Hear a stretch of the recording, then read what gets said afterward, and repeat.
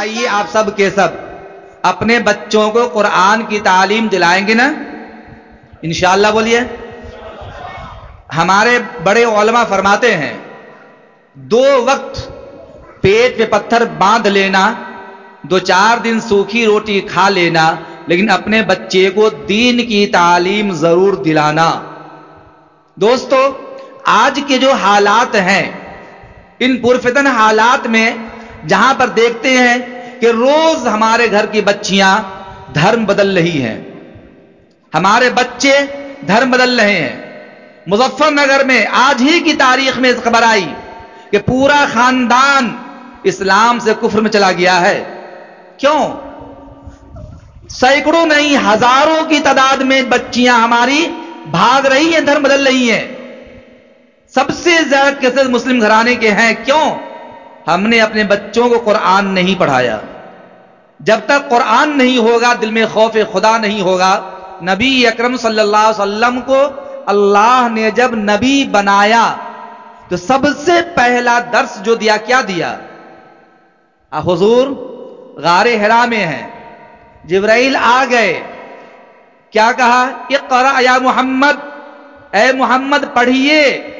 حضور نے فرمایا ما انا بقاری، میں پڑھا لکھا نہیں ہوں۔ جبرائیل نے سینے سے لگایا، چھوڑا، پھر کہا پڑھیے اقرأ یا محمد، حضور نے کہا میں پڑھا لکھا نہیں، پھر سینے سے لگایا، پھر چھوڑا، پھر جب کہا اقرأ یا محمد تو فرمایا کیا پڑھوں بتاؤ تو صحیح۔ تو اللہ تعالیٰ کے حکم سے جبرائیل نے قرآن کریم کی سورہ علق کی ابتدائی 5 آیتیں، اقرأ بسم ربک الذی خلق خلق الانسان من علق اقرأ وربک الاکرم الذی علم بالقلم علم الانسان ما لم یعلم، یہ سکھلایا، یہ پڑھایا۔ گویا کہ نبوت کا پہلا زینہ تعلیم ہے۔ اسی لیے جب اللہ تعالیٰ نے نبی اکرم صلی اللہ علیہ وسلم کو دنیا میں مبعوث فرمایا اور ابراہیم علیہ السلام نے اللہ تعالیٰ سے دعا مانگی، اس موقع پر بھی اللہ تعالیٰ سے ابراہیم علیہ السلام نے دعا میں کیا کہا؟ ربنا وابعث فیہم رسولا منہم یتلو علیہم آیاتک وَيُعَلِّمُهُمُ الْكِتَابَ وَالْحِكْمَةَ وَيُزَكِّيهِمْ إِنَّكَ أَنْتَ الْعَزِيزُ الْحَكِيمُ۔ اس میں بھی کہ آپ ایسے رسول بھیج دیجئے جو آپ کی آیات کی تلاوت کریں، لوگوں کو تعلیم سکھائیں۔ اسی لیے حضور نے فرمایا خیرکم من تعلم القرآن وعلمہ، تم میں سب سے بہتر وہ جو قرآن سیکھے وہ سکھائے۔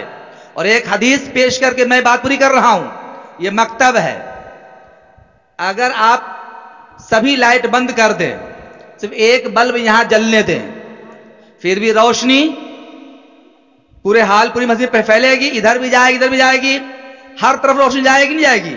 بولی جائے گی نہیں جائے گی؟ روشنی ہر طرف ہوگی۔ ایک دیا آج جلایا گیا، شمع روشن ہوا ہے مکتب سے قرآن کا، الحمدللہ بچوں نے پروگرام پیش کیا، اس کا فیضان، اس کی برکتیں گھر گھر پہنچیں گی اور سب کو صدقہ جاریہ آپ کے لیے ہو گیا۔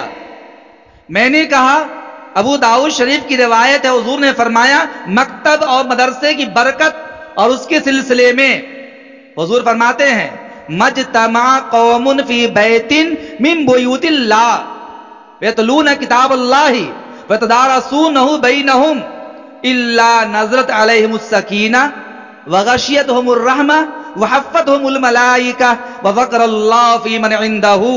ہمارے اور آپ کے آقا تاجدار مدینہ محمد عربی صلی اللہ علیہ وسلم ارشاد فرماتے ہیں کہ جب اللہ کے گھروں میں سے کسی گھر میں چند لوگ جمع ہو جائیں، چند لوگ، چاہے مرد ہوں یا عورت، بچے بوڑھے بچیاں، کوئی بھی، چند لوگ اللہ کے گھروں میں سے کسی گھر میں جمع ہو جائیں، بیٹھ جائیں اور اللہ کی کتاب کی تلاوت کرے اور آپس میں کتاب اللہ کا درس و تدریس شروع کر دیں، پڑھنے پڑھانے کا مشغلہ شروع کر دیں، روایت میں آیا اللہ تعالیٰ اس پر سکینہ نازل کرتا ہے۔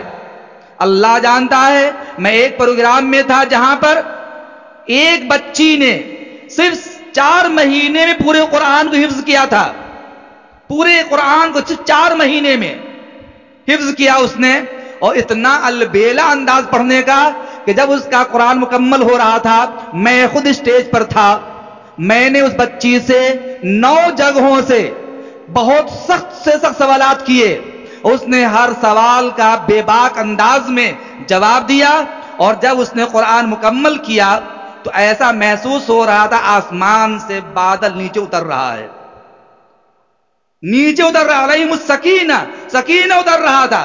بچی قرآن پڑھ رہی ہے، آنکھوں سے آنسو رواں دواں ہے، اسٹیج پہ بڑے بڑے علماء بیٹھے ہوئے ہیں، سارے علماء کی آنکھیں اشکبار ہیں، پورا مجمع خاموش، اور اوپر سے رحمت نازل ہو رہی ہے۔ خود میں نے اپنی آنکھوں سے دیکھا وہ منظر، الا نزلت علیہم السکینہ وغشیتہم الرحمہ، رحمت چار جانب ڈھانپ لیتی ہے، چار ڈھانپ لیتی ہے، وحفتہم الملائکہ، فرشتے احاطہ کر لیتے ہیں چار جانب سے، اور اللہ تعالیٰ اس مجلس والے اور اس مسجد والے کا ذکر اپنے مقرب فرشتوں کے سامنے کرتے ہیں۔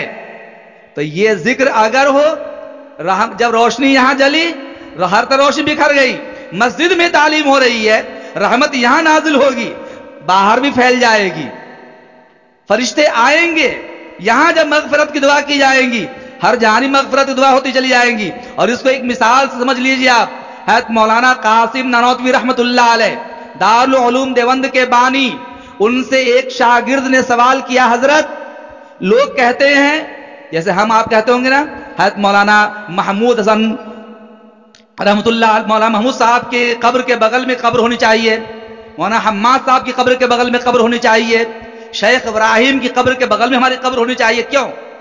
کیوں تمنا کرتے ہیں؟ کچھ تو مقصد ہوگا۔ مولانا قاسم نانوتوی رحمت اللہ علیہ پوچھا گیا، حضرت لوگ تمنا کرتے ہیں کہ فلاں قبرستان میں فلاں بزرگ کی قبر کے بغل میں میری قبر بنانا، کیا وجہ اس کی ہے؟ حضرت نے فرمایا، اسے کچھ جواب نہیں دیا، گرمی کا زمانہ تھا، حضرت کہا پنکھا لے کر آؤ، ہاتھ والا پنکھا، جھلنے والا پنکھا لے کر آیا شاگرد، اور کہا حضرت پنکھا جھیلو، پنکھا بچہ ہلاتا رہا، جھیلتا رہا، جب حضرت ٹھنڈے ہو گئے، وہ شاگرد بھی ٹھنڈا ہو گیا، حضرت نے فرمایا کہ بیٹے بہت دیر سے پنکھا جھل رہے تھے، رک جاؤ۔ کہا کہ پنکھا، کیا تم پنکھا جھل رہے تھے، یہ ہلا رہے تھے، تمہیں ہوا لگی یا نہیں لگی؟ اس نے کہا جی ہاں حضرت بالکل ہوا لگی مجھے۔ تو کہا کہ بیٹے پنکھا تم مجھے جھل رہے تھے یا ان کو اپنے آپ کو جھل رہے تھے تم؟ کہا کہ حضرت آپ کے لیے پنکھا ہلا رہا تھا۔ کہا ہوا تجھے بھی لگ رہی تھی؟ کہا کہ ہاں۔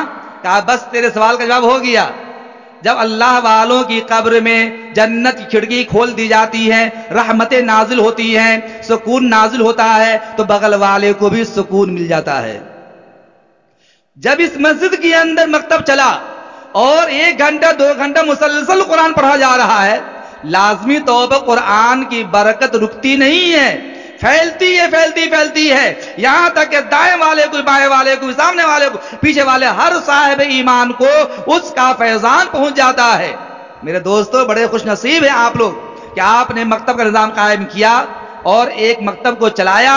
جتنے ذمہ داران آپ لوگ ہیں سب کو میں دل کی گہرائی سے دعا دیتا ہوں، اور یہ کہتا ہوں ببو دادا آپ کو بھی سبھی لوگوں جتنے بھی یہاں پر ہیں ذمہ داران حضرات، علم کو زشت کا عنوان بنائے رکھنا، تم کتابوں سے سدا گھر کو سجائے رکھنا، یہ جہالت کے اندھیرے تو یوں ہی پگھل جائیں گے، تم شمع علم و ادب یوں ہی جلائے رکھنا۔ اور دعا دیتا ہوں میں ان بچوں کے لیے اور نوجوانوں کے لیے، ہو عروج زمانہ تمہیں اتنا کہ آسمان تمہاری رفعتوں پہ ناز کرے، ناز کرتا ہے زمانہ، ناز کو بھی ناز ہے، تم بلندی پر رہو، دل کی یہی آواز ہے۔ وآخر دعوانا ان الحمدللہ رب العالمین۔